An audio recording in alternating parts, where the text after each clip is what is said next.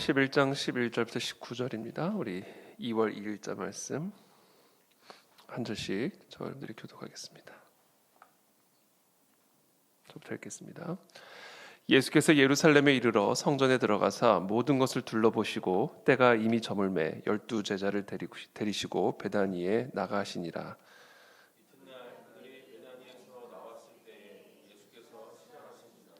멀리서 잎사귀 있는 한 무화과 나무를 보시고 혹 그 나무에 무엇이 있을까 하여 가셨더니 가서 보신즉 잎사귀 외에 아무것도 없더라. 이는 무화과의 때가 아님이라.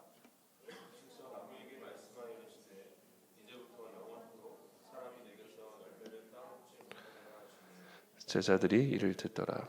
그들이 예루살렘에 들어가니라. 예수께서 성전에 들어가사 성전 안에서 매매하는 자들을 내쫓으시며 돈 바꾸는 자들의 상과 비둘기 파는 자들의 의자를 둘러 엎으시며 지나다님을 허락하지 아니하시고 이에 가르쳐 이르시되 기록된 바 내 집은 만민이 기도하는 집이라 칭함을 받으리라고 하지 아니하였느냐. 너희는 강도의 소굴을 만들었도다 하시매 대제사장들과 서기관들이 듣고 예수를 어떻게 죽일까 하고 꾀하니 이는 무리가 다 그의 교훈을 놀랍게 여기므로 그를 두려워하밀러라. 함께 읽습니다. 그리고 날이 저물매 그들이 성 밖으로 나가더라. 아멘. 네, 오늘 이 본문 말씀 우리 예수님께서 이제 나귀 새끼를 타시고 예루살렘에 이제 입성을 이제 하셨습니다. 거기에 예루살렘에 들어가자마자 예수님께서 하신 일은 이제 성전에 들어가신 일입니다. 성전에 들어가셔서 모든 것을 둘러보시고, 근데 그때가 이미 날이 저물었기 때문에 12 제자를 데리시고 다시 베다니로 내려가십니다. 그 다음 날 그들이 베다니에서 다시 나오신 다음에 이제 아마 예루살렘으로 다시 향하여 가시는 그런 길목인 것 같습니다. 예수님께서 이제 시장하시게 되셨어요. 배가 고프시게 되신 겁니다. 멀리 잎사귀는 한 무화과 나무를 보셨어요. 그래서 혹시 그 무화과 나무에서 어떤 열매를 따먹을 수 있지는 않을까 기대하는 마음으로 그 나무에 가까이 가서 보았더니 글쎄 그 나무에 열매는 없고 잎사귀만 무성하게 있는 거예요. 근데 그때는 무화과의 때가 아니었어요. 그러니까 무화과 열매를 맺을 수 있는 때가 아니었습니다. 그러니까 무화과 나무 열매가 없는 것은 어찌 보면 당연한 일이죠. 그래서 예수님이 그 무화과 나무 열매의 때가 아니라는 사실을 모르셨을까? 글쎄 그건 잘 모르겠어요. 성경에 보면 예수님이 인간으로 오신 예수님이기 때문에 이 예수님의 지식에도 한계가 있다는 것을 종종 보게 됩니다. 예컨대 내가 언제 다시 올 수 있는지는 하나님 아버지만 아신다. 그렇죠? 예수님의 지식에도 이렇게 제한적인 모습들을 종종 여기저기서 이제 보게 되는 것을 보죠. 그만큼 예수님이 마치 목이 마르셨듯이 배가 고프셨듯이 피곤하셨듯이 예수님의 이 지식에도 인간적인 한계가 있었던 사실들을 우리가 보게 되는 것이죠. 육체적인 한계를 갖고 계셨듯이. 그래서 모르겠어요. 예수님이 진짜 무화과 때가 아니었음을 몰랐을까? 그건 전 모르겠습니다. 하여튼 무화과 나무의 때가 아니었습니다. 무화과 열매를 맺을 수 있는 때가 아니었습니다. 근데 그때 예수님께서 말씀을 하십니다. 이 나무를 향하여 14절에 보시면 우리 14절 말씀 함께 읽겠습니다. 시작. 예수께서 나무에게 말씀하여 이르시되 이제부터 영원토록 사람이 네게서 열매를 따 먹지 못하리라 하시니 제자들이 이를 듣더라. 그리고는 이 무화과 나무를 향하여 말씀하시는 거예요. 이제부터 영원히 열매를 이 나무에게서는 따먹지 못하리라. 이 동일한 사건이 마태복음 21장에 기록이 되어 있습니다. 이 마태복음 21장 18절에 보시면 제가 한번 다시 한번 읽어드릴게요. 이른 아침에 성으로 들어오실 때 시장하신지라 길가에서 한 무화과 나무를 보시고 그리로 가사 잎사귀밖에 아무것도 찾지 못하시고 나무에게 이르시되 이제부터 영원토록 네가 열매를 맺지 못하리라 하시니. 그러자 여기 오늘 마가복음엔 기록되지 않은 말씀들이 연이어서 기록이 되어 있습니다. 그렇게 말씀하자마자 무화과 나무가 곧 마른지라.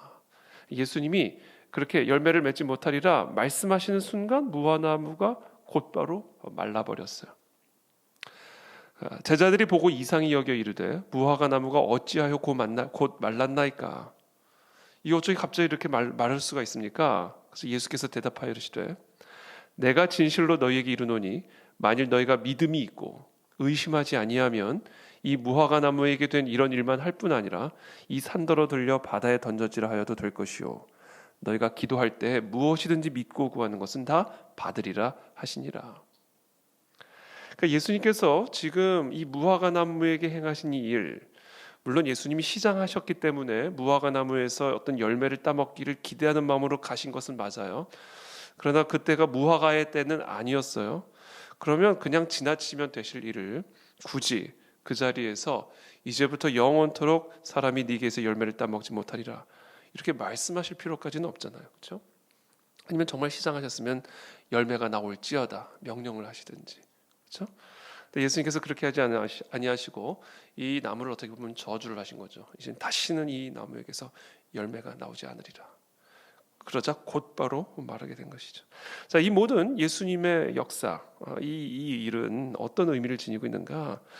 오늘 이 마태복음 21장 21절의 말씀 그대로예요. 믿음이 있고 의심하지 아니하면 그대로 되리라. 무엇이든지 믿음으로 기도하면, 무엇이든지 믿음으로 말하면, 그러면 그 말대로 이루어진다 이겁니다. 이 기도라고 하는 것은요, 우리가 기도라고 말해서 그렇지, 기도는 말하는 거예요. 우리가 이렇게 말하는 겁니다. 이게 기도입니다. 다만 기도는 누구에게 말하는 거예요? 하나님에게 말하는 거예요. 예수님에게 말하는 겁니다. 그렇게 하나님께 말을 할 때, 선포할 때, 기도할 때, 그 기도대로, 그 말대로, 하나님께 구한 대로 응답이 되어진다. 기도는 하나님을 향하여 말하는 겁니다. 그러나 동시에 기도는 동시에 하나님의 말씀으로 나무를 향하여 말하는 거예요. 이게 기도입니다. 그런 의미에서 우리가 기도를 어떻게 보면 이중성을 가지고 두 가지 방향을 향하고 있다고 말할 수가 있을 것 같아요. 하나님을 향하여 말하는 거, 그렇죠? 하나님을 향하여 부르짖는 거. 그리고는 두 번째, 나무를 향하여, 마른 뼈를 향하여, 그렇죠? 홍해를 향하여 하나님의 말씀대로, 하나님의 약속대로, 하나님의 말씀을 내 입에 담아, 하나님의 약속을 내 입에 담아 선포하는 것. 간구와 선포. 이것이 바로 기도가 갖고 있는 두 가지 이중적인 방향성입니다. 오늘 예수님은 이 무화과나무 사건을 통해서 제자들에게 바로 이 기도에 대해서 가르쳐 주기를 원하신 겁니다. 하나님의 말씀, 하나님의 말씀은 곧 하나님이죠. 그래서 그 하나님의 말씀을 우리의 입에 담아 나무를 향하여 말할 때 그 나무는 그대로 말씀대로 그 나무가 이루어지게 되는 겁니다. 그래서 오늘 특별히 예수님께서 이 무화과나무의 비유를 통해서 먼저 우리에게 가르쳐주고 특별히 오늘 보면서 우리에게 가르쳐준 이 기도의 가르침은 바로 하나님의 말씀을 믿는 믿음으로, 하나님의 약속을 믿는 믿음으로. 왜? 그 약속은, 그 말씀은 하나님이니까 그 하나님의 약속을 믿는 믿음을 내 입에 담아 가지를 향하여, 나무를 향하여, 마른 뼈를 향하여, 홍해를 향하여, 죽은 나사로를 향하여, 오병이어를 향하여 우리가 선포할 때, 외칠 때 마른 뼈는 군대가 될 것이고 죽은 나사로는 다시 살아나게 될 것이며 오병이어는 5천 명을 먹이는 기적의 빵이 될 것이다. 이게 바로 기도다라는 겁니다. 기도. 저는 오늘 시간 저와 여러분들 축복합니다. 여러분 하나님의 약속의 말씀을 믿는 믿음으로 여러분들의 삶 앞에 서 있는 마른 나무를 향하여 외치십시오. 열매를 맺게 될 것입니다. 마른 뼈를 향하여 선포하십시오. 다시 살아나 하나님의 군대가 될 것입니다. 너는 마른 뼈를 향하여 태어나라. 사방에서 생기가 불어오라. 다시 살아나리라. 하나님의 말씀을 태어날 때 마른 뼈들이 연결이 되고 그 위에 피부가 덮이고 가죽이 덮이고 그리고 나서 생기가 들어가라. 생기가 들어가. 거대한 하나님의 군대로 일어나는 그 거대한 비전. 그것은 우리에게 무엇을 가르쳐 주는 것일까요? 기도를 가르쳐 주는 거예요. 기도. 하나님의 말씀을 너희의 입에 담아 마른 뼈를 향하여 외치라는 거예요. 그러면 그 말씀대로 된다는 거예요. 왜? 빛이 있으라 하시니 빛이 있어. 왜? 하나님의 말씀은 하나님이에요. 그래서 그 말씀을 선포할 때 그 마른 뼈 안에 하나님이 들어가시는 거예요. 그 마른 가지 안에 하나님이 들어가시는 거예요. 그 죽은 나사로 안에 하나님이 들어가시는 거예요. 그 오병이어 안에 하나님이 들어가시는 거예요. 왜? 말씀은 하나님이시니까. 온 우주가 생기기 전부터 있었던 게 말씀이니까. 말씀이 온 천지 만물을 생기게 만든 하나님이시니까. 이게 오늘 우리에게 가르쳐 주시는 기도입니다. 기도는 우리의 마음의 소원, 우리의 마음에 있는 슬픔, 우리의 마음 안에 있는 것들을 전능하신 하나님에게 토해내는 것일 뿐만 아니라, 그렇게 토해낸 다음에는 하나님이 우리에게 주신 이 약속의 말씀을 내 입에 담아 죽은 나사로를 향하여 선포하라는 거예요. 그리고 의심하지 말라는 거예요. 그 선포한 대로, 그 말씀대로, 이 믿음대로 이루어진다라는 겁니다. 우리가 선포했기 때문에 되는 게 아니에요. 하나님의 말씀을 선포했기 때문에.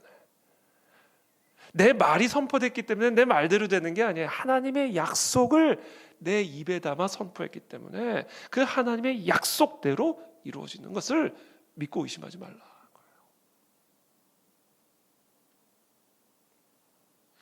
저는 이 시간 축복합니다. 사방에서 생기가 불어올지어다.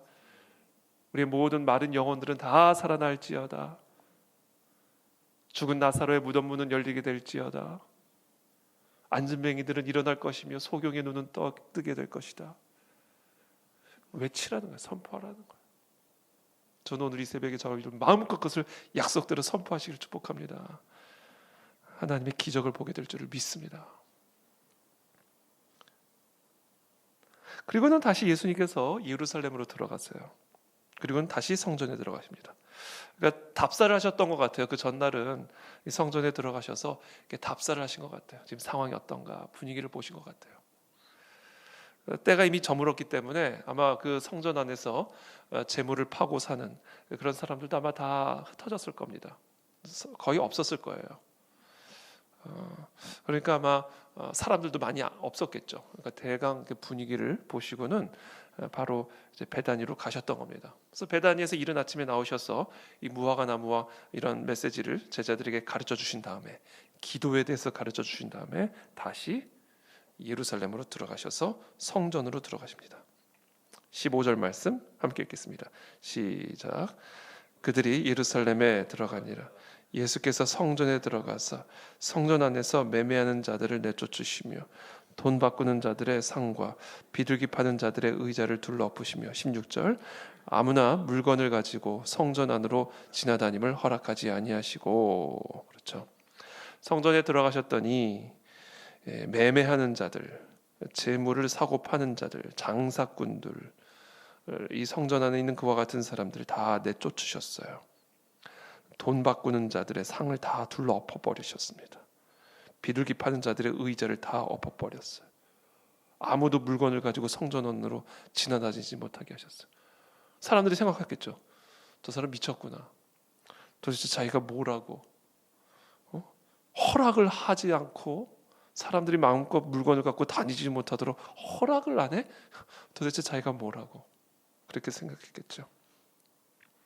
예배를 방해하고 제사를 방해하는 회방꾼, 하나님을 모독하는 신성 모독자 다 둘러엎으셨으니까 폭력배 이렇게 생각하지 않으셨겠어요? 저는 예수님이 이런 모습들이 너무 좋아요. 사실은 거침이 없는 모습이죠. 이 하나님의 불의 앞에 하나님의 뜻과 다른 하나님의 뜻을 대적하고 하나님의 거룩을 회방하고 하나님의 길을 가로막고 있는 이런 모든 것들에 대해서 이 거침없이 행하는 이런 모습들이 전 너무 좋아요. 너무 본받고 싶어요. 쭈삣쭈삣하지 않고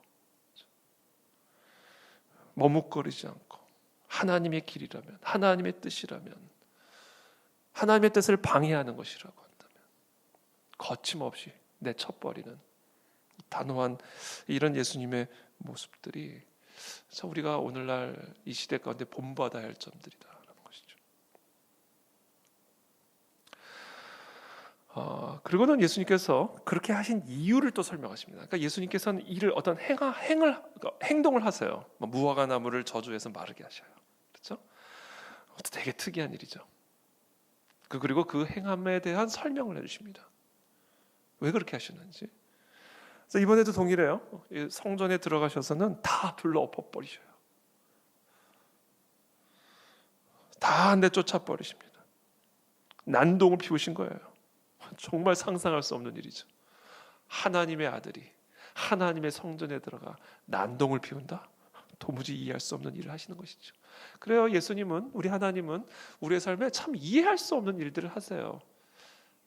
인간적인 눈으로 보기에, 세상적인 눈으로 보기에 참 이해할 수 없는 일, 심지어 되게 불쾌한 일도 하세요. 비상식적인 일을 하세요. 근데 그 안에 메시지가 있습니다. 혹시 저와 여러분들의 삶에 도무지 우리가 이해할 수 없는 일을 하나님이 하고 계시는 점들이 있습니까? 여러분, 공중에 나는 새 한 마리도 하나님 허락하지 않으시면 떨어질 수가 없는 거예요. 우리 삶에 일어나는 모든 일은 하나님이 허락하신 일이에요. 그것이 우리가 이해가 될 수 있는가 없는가는 중요한 게 아니에요. 우리에게 이해가 되지 않는 일도 하나님은 하세요. 우리가 보기에 정말 이상한 일도 하세요. 우리가 보기에 정말 낯뜨거운 일도 하시고, 이 하나님 도대체 왜 저렇게 하시나? 하나님 정말 이상하시네. 비상식적이고 비합리적인 일을 하신다고요. 그때 우리가 해야 할 일이 있습니다. 하나님 도대체 왜 그렇게 하시는 거예요? 여쭤보는 거예요. 하나님은 그 메시지를 우리에게 주고 싶어 하십니다. 저는 오늘 그 메시지를 들을 수 있는 저와 여러분들이 되시기를 축복합니다. 그 메시지가 무엇인가? 왜 무화과 나무를 마르게 하셨는가? 기도를 가르쳐 주기 위함이셨어요. 왜 예루살렘의 성전에 들어가셔서 저 다 둘러엎으셨는가? 기도를 가르쳐 주기 위함이셨어요. 기도를 가르쳐 주기 위함이셨습니다. 기도. 하나님은 우리의 삶에서 모든 일을 통해 기도를 가르쳐 주기를 원하세요. 왜? 기도 외에는 이런 유가 나갈 수가 없기 때문에. 기도를 통해서만 우리는 하나님과 연결될 수 있고, 기도를 통해서만 하나님과 연합된 자가 될 수 있고, 기도를 통해서만 우리는 하나님의 나라를 누릴 수 있기 때문에. 17절 말씀 함께 읽겠습니다. 시작. 이에 가르쳐 이르시되 기록된 바 내 집은 만민이 기도하는 집이라 칭함을 받으리라고 하지 아니하였느냐. 너희는 강도의 소굴을 만들었도다 하시매. 그렇죠. 이 집은 기도하는 집이야. 이 성전, 나의 집은 기도하는 사람들이 모이는 곳이야. 근데 너희는 강도의 소굴을 만들었어.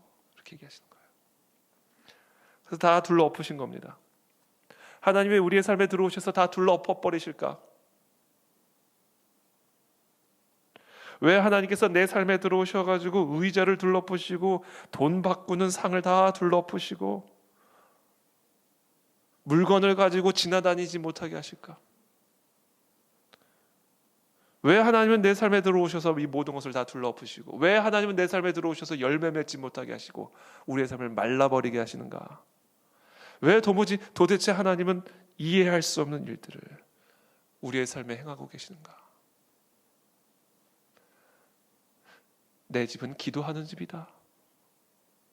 이 사실을 가르쳐 주시길. 내 자녀는 기도하는 사람들이다. 하나님 그것을 가르쳐 주기 위하신 거예요. 기도하지 않고는 열매 맺을 수 없다. 기도하지 않고는 하나님을 만날 수 없다. 기도를 가르쳐 주기 위함이십니다. 여러분, 저와 여러분들의 삶에서 정말 이해할 수 없는 일, 그것을 한 단어로 얘기하면 고난이에요. 이 고난은 우리가 이해할 수 없는 일. 왜 하나님이 이렇게 하실까? 다 둘러엎으시고 마르게 하시고, 이게 다 결국은 우리로 하여금 기도를 가르쳐 주게 하시기 위함입니다. 나를 떠나서는 너희가 아무것도 할 수 없느니라. 그거를 가르쳐 주기 위함입니다.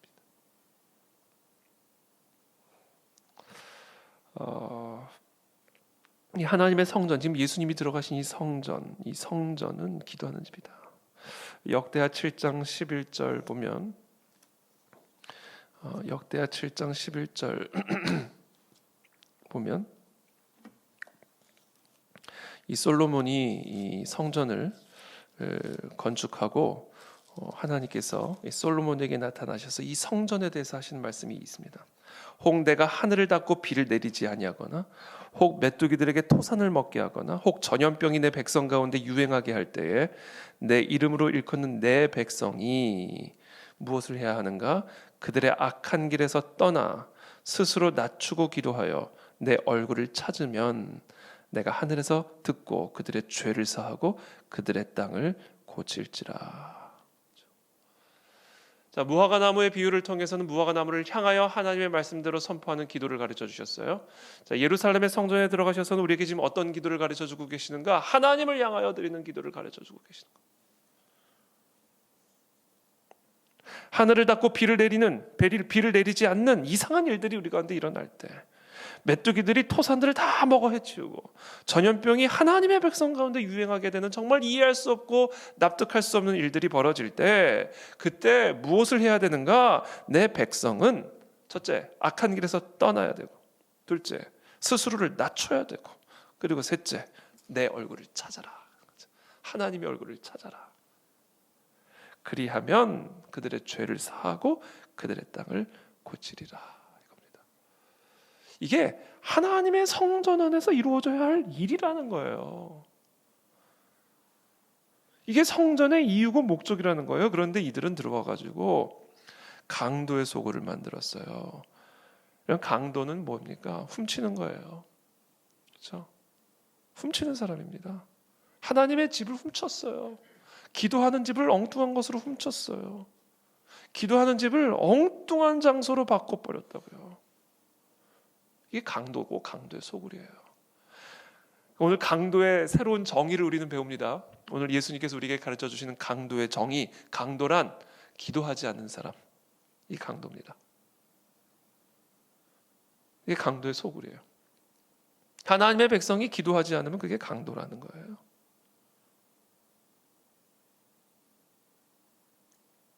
그렇다면 이 성전은 무엇일까? 우리가 흔히 제1성전을 솔로몬 성전을 얘기하죠. 그게 제1성전입니다. 솔로몬의 성전. 그러나 그것은 하나님을 거역하고 대적하고 악한 길에서 떠나지 아니함으로 하나님의 심판을 받아 파괴가 되죠. 바벨론에 의해서. 그리고 나서 바벨론 포로로부터 귀환한 이스라엘 백성들이 제2성전, 그 솔로몬 성전 터에 다시 성전을 재건합니다. 그 성전을 이제 우리가 스룹바벨의 주도하에 새로운 성전이 세워졌다 해서 스룹바벨 성전이라고 말하죠. 이 스룹바벨 성전은 바벨론의 포로 귀환 후에 세워진 제2성전입니다. 그렇다면 지금 지금 예수님이 들어가신 이 성전은 어떤 성전이에요? 헤롯 대왕 때 증축하고 보수한 거예요. 이 스룹바벨 성전을 증축하고 보수한 겁니다. 장장 46년이라는 긴 시간 동안에. 그래서 이 스룹바벨 성전, 제2성전을 스룹바벨 성전이라고도 부르고 헤롯 성전이라고도 부르는 거예요. 헤롯 성전. 지금 남아있는 저 통곡의 벽은 그 헤롯 성전의 일부 서쪽 벽입니다. 서벽이라고도 불러요.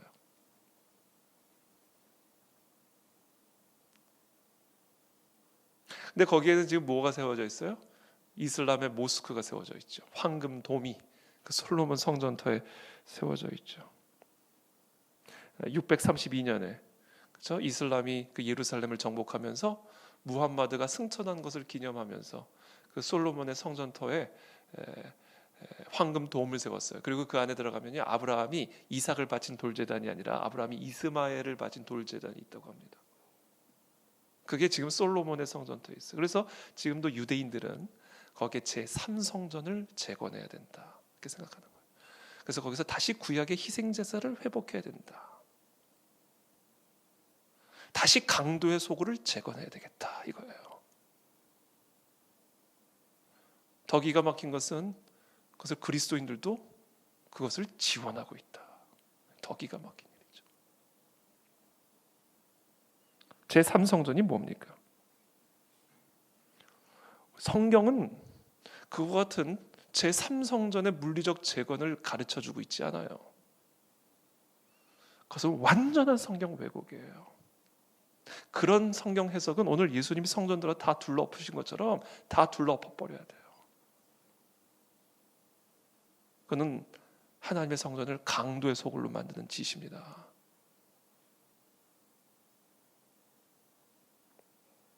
성경이 말하는 제1성전, 구약과 신약 성경이 우리에게 가르쳐주고 있는 제1성전은 그것이 솔로몬 성전이든 수르바벨 성전이든 헤롯 성전이든 그 물리적 성전, 그게 제1성전이에요.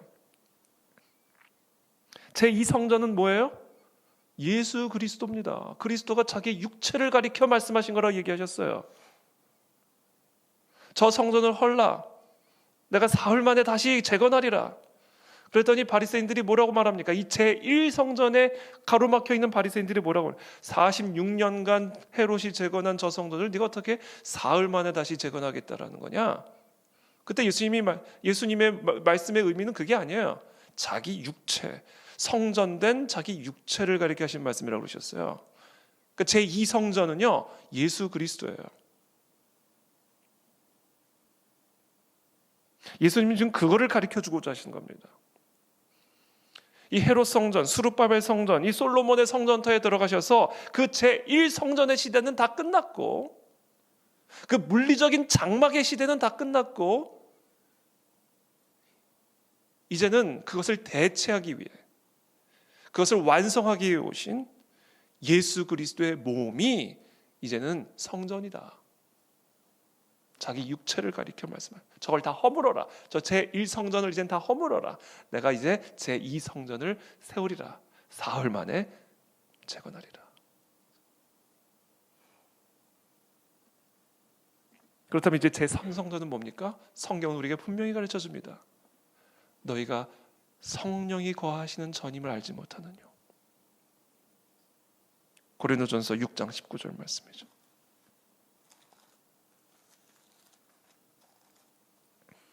너희 몸은 너희가 하나님께로부터 받은 바 너희 가운데 계신 성령의 전인 줄을 알지 못하느냐. 너희는 너희 자신의 것이 아니라. 제3성전은 누구예요? 어디예요? 저 예루살렘에 저 황금 돔이 있는 저기다 새롭게 짓는 성전이 제3성전입니까? 그런 신학적 가르침 다 둘러 엎어버려야 된다니까요. 저는 그런 가르침에 대해서 우리 모두가 분노해야 돼요. 그거는 하나님의 전을 강도의 소굴로 만드는 짓이에요. 제3성전은 누구예요? 우리라고 말씀하시잖아요. 성령이 거하시는 예수 그리스도의 영이 이제 우리 안에 거하신다는 거 아니에요. 그 성전된 자기 육체가 이제 우리 안에 거하신다는 거 아니에요. 성령으로. 그러니까 이제 우리가 성전이에요. 그래서 우리가 일반적으로 교회를 성전이다 이렇게 부르지만 그건 비유적인 의미로 얘기하는 것이지 정확한 의미는 아니에요. 교회를 사실은 성전이라고 부르면 안 돼요. 성전은 나예요. 내가 성전이에요. 하나님의 영이 거하시는 성전이에요.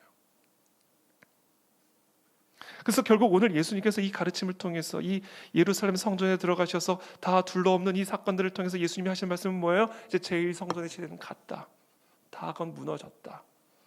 이제 다시 물리적인 성전 짓는 이런 하나님의 성전을 강도의 소굴로 만드는 짓은 그만해라.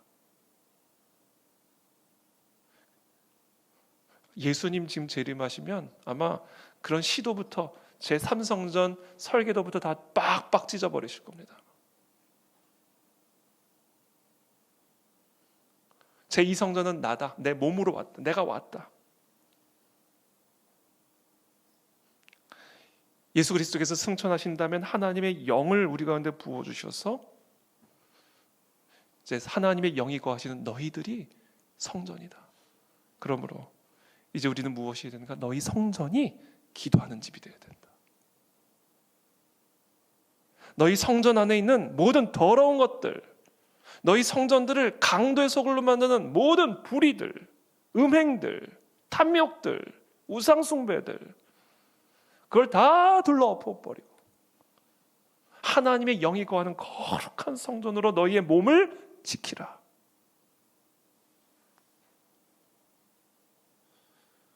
그리고 하나님을 향하여 기도하라. 내 안에 계신 성령 하나님과 함께 교제하라.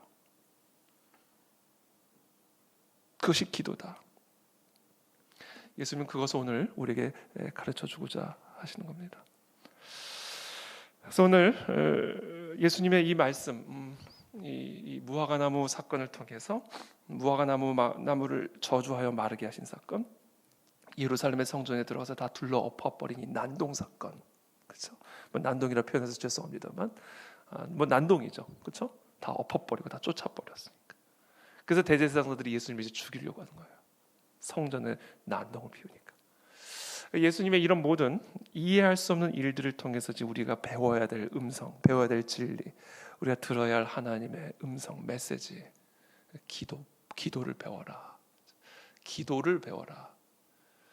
두 가지로 오늘 말씀드렸습니다. 무화과나무를 향하여, 마른 나무를 향하여 하나님의 말씀을 담아 선포하라. 그러면 그대로 되리라. 두 번째, 내 몸이 성전이다. 그러면 내 몸을 강도의 소굴로 만들지 마라. 내 몸을 거룩하고 구별되게 지키라. 그리고 내 안에 계신 성령 하나님과 인격적인 교제를 누리라. 그 성령 하나님께 시시때때로 은혜를 구하고 도움을 구하고 능력을 구하고 우리의 마음을 토해내고, 그와 같은 성령 안에 하나님과의 인격적인 교제를 통해서 기도하는 집이 되라. 기도하는 사람이 되라. 기도하는 인생이 되라. 이거예요. 이것이 바로 오늘 예수님께서 우리에게 가르쳐주고자 하시는 메시지입니다. 그래서 오늘 저와 여러분들 모두가 이와 같은 기도하는 집, 기도하는 성전, 기도하는 하나님의 사람으로 우리가 더 든든하게 세워지게 되기를 다시 한번 예수님의 이름으로 축복합니다. 네, 기도하겠습니다.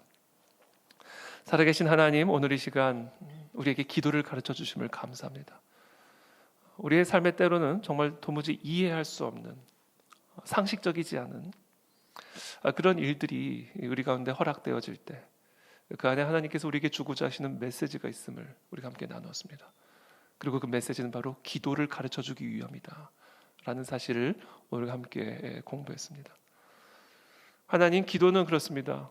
하나님을 향한 기도, 그리고 그 하나님의 말씀을 믿음으로 마른 가지, 마른 나무를 향한 선포, 이 간구와 선포, 하나님을 향한 선포와 마른 나무를 향한 선포, 이 두 방향성을 가지고 있음을 우리가 함께 배웠습니다.